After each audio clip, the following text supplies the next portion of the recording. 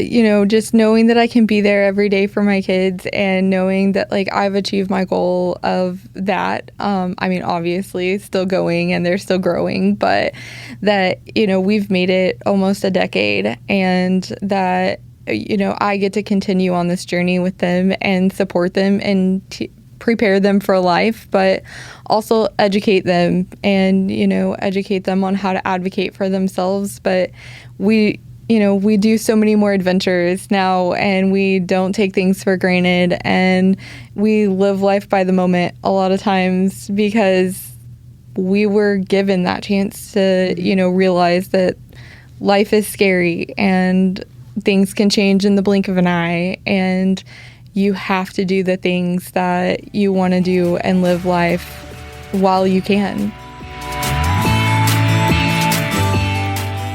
Hey everyone, thanks so much for joining us for another episode of At Home with Emily, a podcast about creating a life you love. I'm your host, Emily Wood, and today we are joined by Ashley Carter. Ashley is a wife, a mom, an employee, all the things that we all do every day. And one thing that makes her special is she is also a cancer survivor and a very young one. And we are so grateful that you are and grateful that you are here with us today. And just appreciate you coming in to talk about your second chance at life and share part of your story. Yeah, I appreciate you inviting me to be here, and I'm happy to be here. So how I came across you is my mom is a breast cancer survivor, and we all know people who have been affected by cancer in our families. And you hear the word, and it's not as condemning as it once was because we've come so far with treatments, but still there can be types and forms of cancer that are very aggressive and very hard to treat, even in this day and age. And so for all of us who have been alongside a loved one who has gone through that or who have gone through it ourselves, it's not easy and it's hard to make it to the other side. You yourself were, 26? Yeah. When you got the diagnosis? How did you know that you had cancer? So actually, it was an accidental find. My mom had a different form of cancer when she was very young. And so my physician had decided to do genetic testing, and it came back that I had a genetic mutation. And with that genetic mutation, it meant that I needed to start screenings every 6 months at an earlier age. So she wanted to go ahead and get those baseline scans at 26, and it came back, and my mammogram showed that I had 5 tumors. And you had no idea prior to that? I had no idea. They weren't in a place that I could feel them. They weren't large enough that I could feel them or anything like that. So this was absolutely just a fluke find that I'm so grateful for. Because in that, it was early still. Yes, it was stage 0, so it was confined to my milk ducts. So it could have been much worse had I waited until I was older. Without that screening, just like you said, cancer can grow for years and we don't know that it's growing, right? That's one of the scary things about it. Yeah.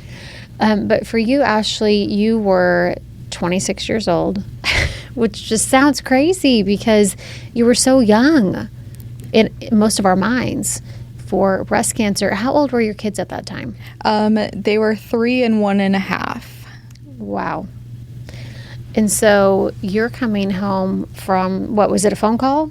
Or did you go into the office and find this out? At that time, we still went into the office to get results. And I honestly, I was in shock and I went business as usual. I went to work that day after I was told, and told my family as the day went on, and told my coworkers as the day went on, and waited until I could formulate a plan to really let things start setting in and start processing and really figuring out anything. Yeah. Well, you had no idea what that was going to mean for you. No. Because at that point, you're working, the kids were in daycare? Yeah. You got the kids in daycare. You got the husband at home. You had a million things. You got to choose the right sippy cup. You have to have the right snacks. I mean, you had a lot of other things on your mind. Yeah, absolutely. And I was fortunate enough that, my mom kept my girls. She was a stay-at-home mom, and I had that fortunate reality that, she had my youngest, at least. My oldest was with a setter and kind of trying to get a routine. But, having that support system is so huge during that time. And whether that looks like it's your family or whether that looks like it's your coworkers or your friends or a combination of all of those, that really does make a difference in all of the process. What type of treatment did you have to undergo? So I was fortunate because it was DCIS. I had a bilateral mastectomy, so I had both of my breasts removed. But I also had a hysterectomy, which was my choice with my genetic mutation. I'm at higher risk for things like ovarian cancer, and I had the conversation with my surgeons that I wanted to watch my kids grow up more than anything else. And my husband and I had already decided that we weren't having any more children anyways. And so that really the factor was I wanted to watch my kids grow up and I wanted to continue to live my life for them. So, but knowing that those surgeries were going to be hard. Yeah. And surgeries can come with complications and all the things that they tell you, but you don't know how hard it's going to be until you're in it, right? Yeah, absolutely. And mentally, physically, all of the things you don't realize until you're in that situation, kind of what you're going to feel or, anything else. And what was that like for you?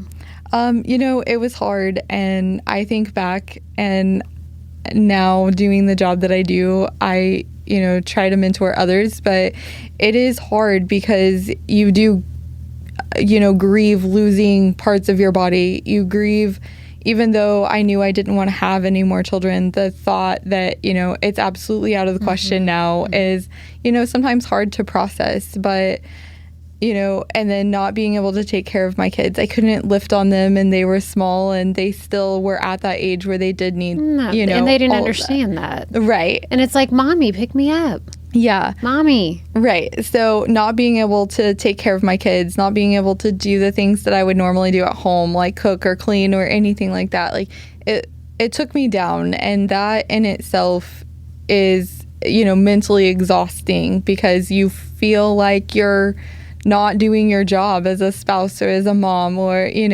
anything else because you can't show up for those. You can't meet your kids' needs. Yeah. And they have a lot of them when they're 1 and 3. Yes. And you can't understand. They can't understand. Did they know that Mommy was sick? No, they were young enough that they didn't really understand. My mom kept them for the first couple of weeks all the time, so that way I wasn't having to stress about, any of their care at that point, and or being hurt because I was trying to pick up them or put them on my lap, or they climbed on me by accident and hurt me. And so that it was amazing that she was there and could do that. And it hurt on the other end because I couldn't have them at home with me and taking care of them and things like that. So, but to have to make those decisions in your mid-20s, that's a pretty big weight on you as a young mom. Yeah. I can't imagine what that was like, where you're young, you're healthy, you guys are happy, you're running around, you're doing all the things that, a mid-20s mom does. And then you have a doctor telling you, hey, you have this gene. And so do you want to go ahead and do all the surgeries? And have to make those decisions. As a young lady, how hard that would be. Yeah, and I was fortunate enough, I worked in healthcare at the time, and my surgeon, honestly, he didn't give me a lot of choices. We had a long conversation, but it was, really you should be doing a bilateral. Otherwise you will be back to see me. You're 26 years old, you will get this, form of cancer again if we don't go ahead and take the proactive measures to remove both of your breasts at the same time. The hysterectomy obviously was totally my choice. That was something I advocated for, and I pushed for. But again, just being proactive to be there for my kids later was what kept me going. And was the surgery it, or did they do further treatment? So after the first surgery, I had expanders placed to do my reconstruction process, which then resulted in another surgery later to have the exchange surgery for that part of that. And then a few years later, I had my implants replaced.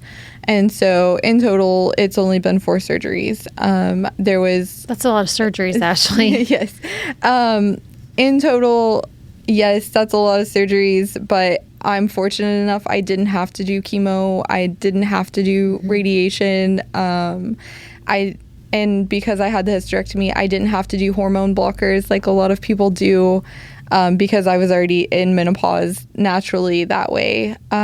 So on one end, it was a lot, but on the other end, I'm fortunate because it could have been a lot worse than what it was. What is the feeling like for you now? How old are your kids? My kids are almost 14 and 11, so.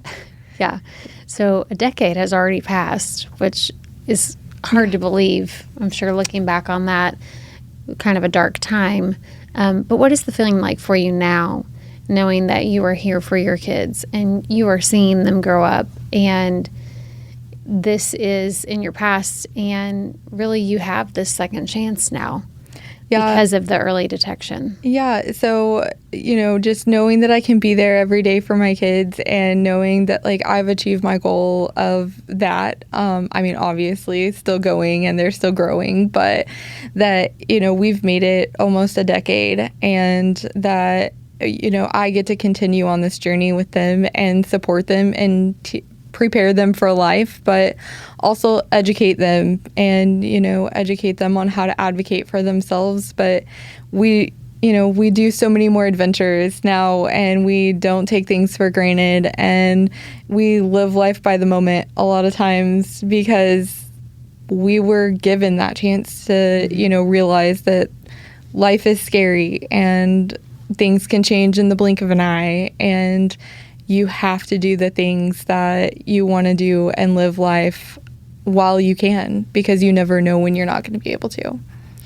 And you now work with cancer patients, right? Yeah, I work for Breast Cancer Foundation, and so I now get to give back to the community that, I live in and that I'm a part of, and I, get to help advocate for these people as well. And do you enjoy that? I love it. I love what I do day in and day out, and I, getting to guide people along their journey, but getting to help them in their time of need. It's, fulfilling. Not a lot of people can say that. And I think what's hard too is we do see people in all stages of life who sometimes get the second chance, but sometimes we see those who don't. And it's so hard for us to understand and make sense out of it. And in your line of work, I know you see that all the time. We do. We see both sides of it, and we just have to take those times of good and let them carry us through the times that are hard. So we have the unfortunate reality of we see people that come in and they aren't as fortunate as others. But, as we talked about in the beginning too, just even a stage 4 diagnosis isn't a death sentence anymore like it used to be.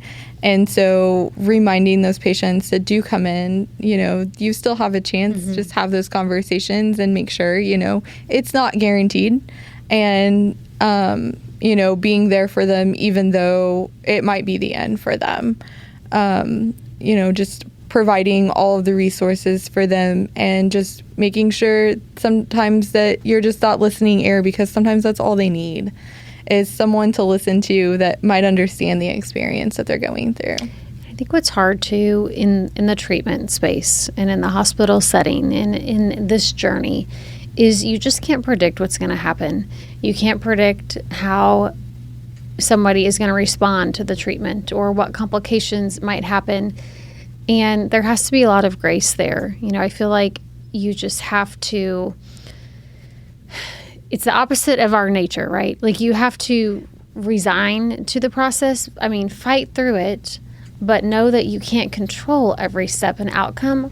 Don't you think that's really hard for patients? That is one of the hardest parts of cancer, is relinquishing control. And I'm so glad that you said the word grace, because anytime I'm talking to people, especially that are struggling, I remind them, you have to give yourself grace. You're not in the mindset that you were. You're not in the physical capacity that you were before these surgeries, before this diagnosis. And you have to remind yourself every day to give yourself grace. And same for the caregivers, right? Yes, absolutely. Because it affects every person in your life just as much as it does you. And sometimes even more so, because they're seeing you struggle in a way that they're not used to seeing you struggle. You might be that strong, independent person, and now you need someone that will take care of you fully because you can't brush your own hair or, stand up in a shower by yourself. You might need a little bit more help than what you're used to asking for or what anyone is used to giving you. Mm-hmm. And it's hard on the whole family. Oh, absolutely. Yeah. So what is next for you? I feel like you're one of those people that always has a smile on your face. And you've done so many hard things so early on, in your life. What's next for you? Honestly, like I said, I just live life by the moment and by the day. And, I just figure out those grand adventures. This last year for Christmas, we drove to Texas to see Christmas lights just on a whim. Yeah. And, we went to Florida for Christmas one year on a whim. It's just finding those little things and just finding the adventures, and then advocating for those in the world that don't know how to advocate or can't advocate for themselves, and continuing to try to make changes in the world that support this cancer and support other cancers and those in the community. Changes your perspective, doesn't it? Oh, absolutely. Well, I appreciate you coming in today, and I think that for all those who are listening, I think that it's going to be an encouragement for them as well. Well, I hope so, and I appreciate you having me in, and I hope even if it's just one person that hears this or reminds them to get their mammogram or whatever, I hope it helps. Thank you, Ashley. Thank you. And thank you so much for joining us for this episode of At Home with Emily, a podcast about creating a life you love. If you are watching us on YouTube, please be sure to like and subscribe so you can know when our next episode drops. We've got a new one coming out every Wednesday. Next week, we wrap up our Second Chances series. You don't want to miss that last episode. If you are on Facebook, Instagram, X, any of them, please be sure to follow Around the Ozarks so you can keep up with all our podcasts, and head to aroundtheozarks.com to sign up for our daily newsletter. We'll see you next time.